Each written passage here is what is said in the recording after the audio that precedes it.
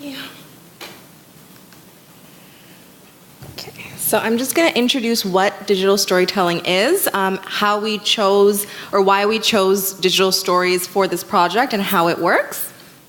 So digital storytelling is being called the new folklore of the digital age. So it's combining traditional storytelling that's going on for generations in multiple cultures, and combining them with multimedia. So that could be such things as photography, animation, text, audio, voiceover, and video, but the central part of it is still the story itself and the storyteller. So initially when we were looking to do KTE, we were gonna do a full 25-minute video, but we decided to do the 7 digital storytelling videos so we could showcase both the individual and collective experiences of women in HIV research. So digital storytelling, it's a very reflexive process, so the stories really show the diversity of the women who are telling them. And also by using one's own voice and one's own story, there's an ownership of the video. And on a more practical note, we also thought a lot about our social media strategy for the KTE, and we thought it would be much easier to target specific audiences using shorter 3-minute videos than a full 25-minute video. So that's why we chose to do this. How it works, it's the same main process for digital storytelling. The Center for Digital Storytelling at Berkeley does this process outlined here. We've started with a story circle, so the women who were participating came together and we shared all the stories that could be a potential for a video. So as you can imagine, one person has a million stories, and so they had to pick one with a definitive beginning, middle, and end to show in this 3-minute video. So then we went on to script writing, which was probably the hardest part. You had to take your entire life story and put it into 500 words, which is roughly comes out to 3 to 4 minutes. Then we storyboarded, which means they took the multimedia aspects and paired it with the words that were gonna go with it. They did their voiceovers, then they gathered all the videos and art and photos, and they all used Final Cut Express. They all learned how to use that program in 3 days, which is miraculous because I would not know how to do that. And then we finished and screened them. So are there any questions about the process itself, or I can go on to the videos?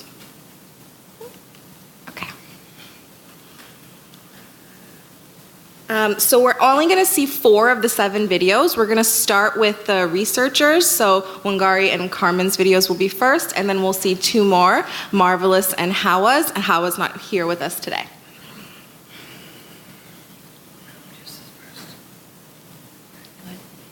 So the first one is Carmen's.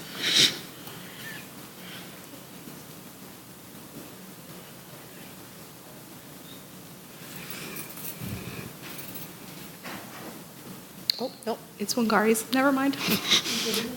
Many years ago, when I worked in direct service, I got a call from St. Michael's Hospital referring a woman to me.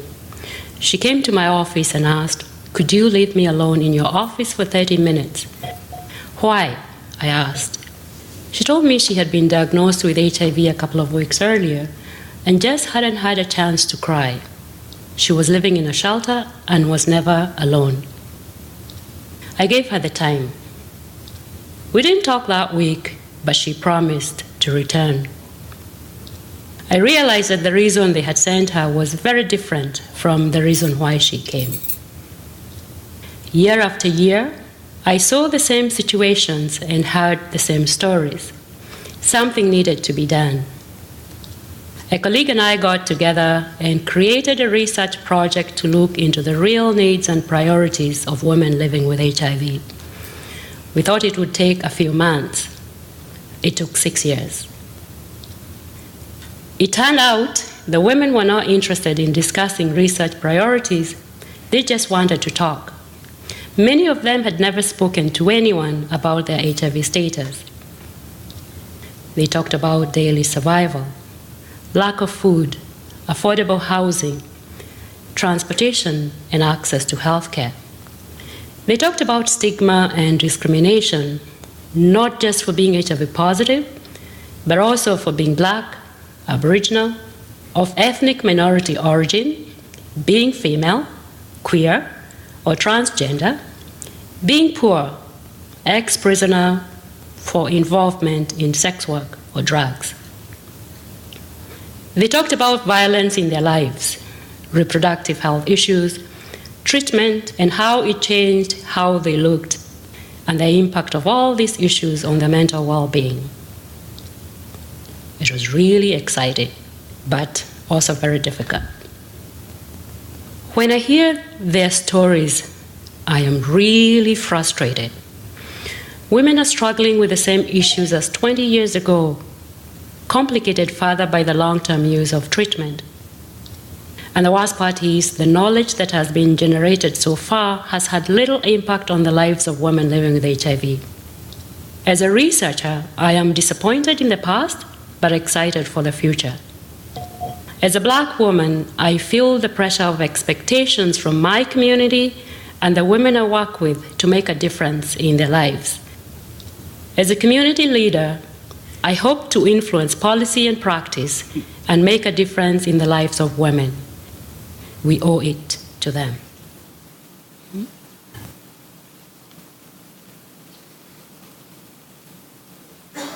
Thank you, Wangari.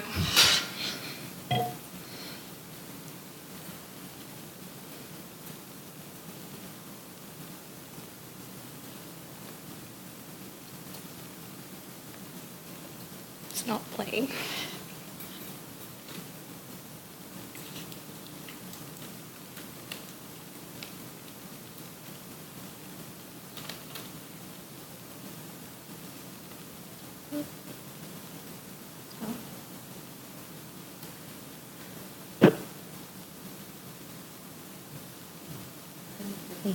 This one's Carmen's.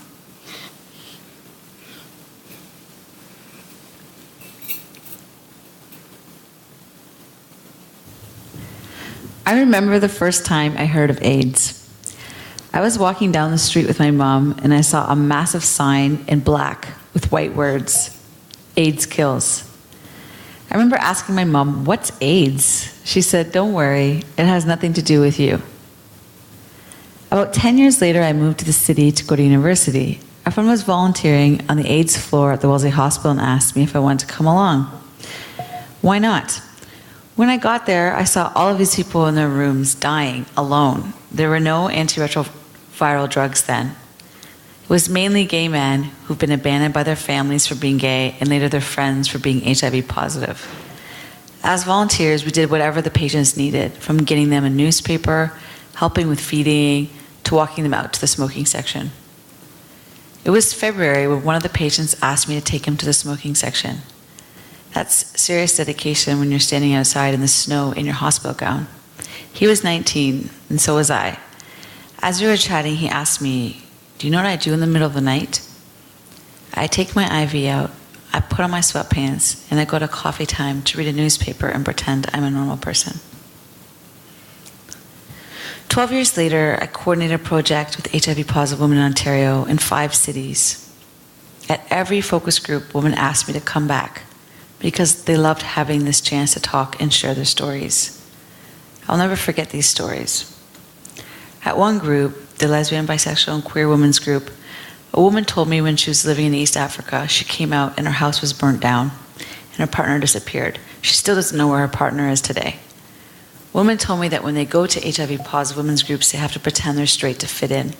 When they go to an LGBT group, they have to pretend they are HIV negative. Nowhere can they be themselves. People trusted me with their stories, hoping that sharing these intimate details of their lives would lead to action and change. I don't know where that 19-year-old young man from Wellesley Hospital is today, if he's still living, if he feels normal. I hope so, but I don't know. We still have so much to do to challenge stigma so people can be accepted for who they are.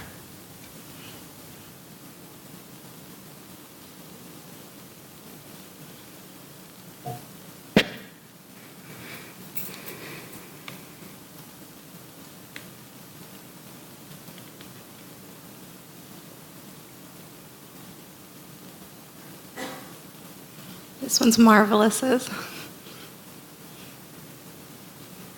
In 1998, I met Priska Mhlolo, a counselor and an activist by coincidence.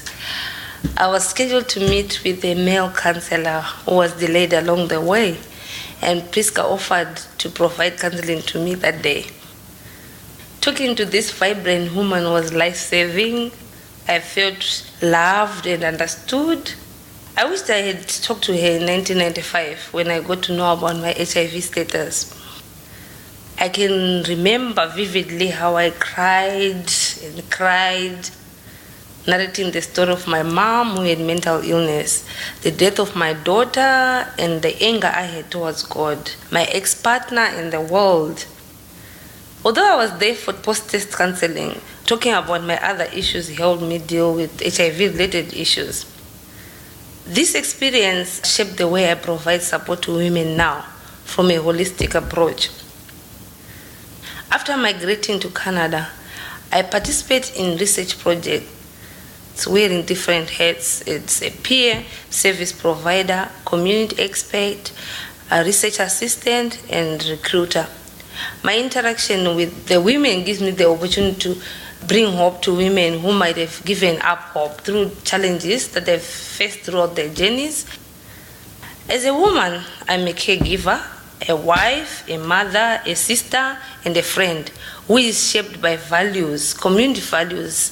And as a Zimbabwean, I have those things that I believe I come from a collective society.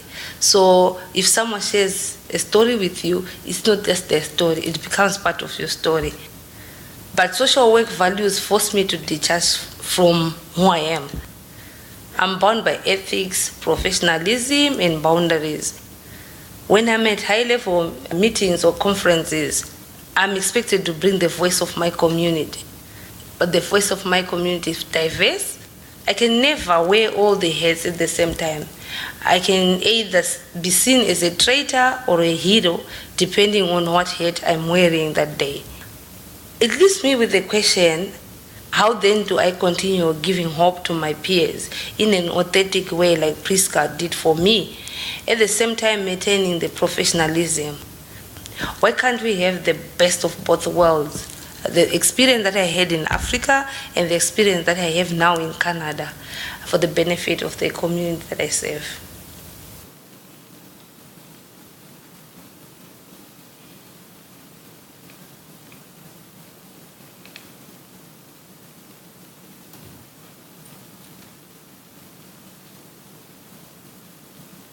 And last we have Hawa's. It's in French but has English subtitles. Je déclare à moi-même qu'il n'y a rien à faire excepté être. En février 1979, la guerre a éclaté, mais pour moi, la vraie guerre a commencé février 1997, avec mon diagnostic. J'aurais voulu que la terre s'ouvre et m'enfermer. Moi qui pensais que ça ne sera jamais moi. Moi la sœur, l'épouse, la mère, qualifiée de parfaite et normale par la société, qui serait positive.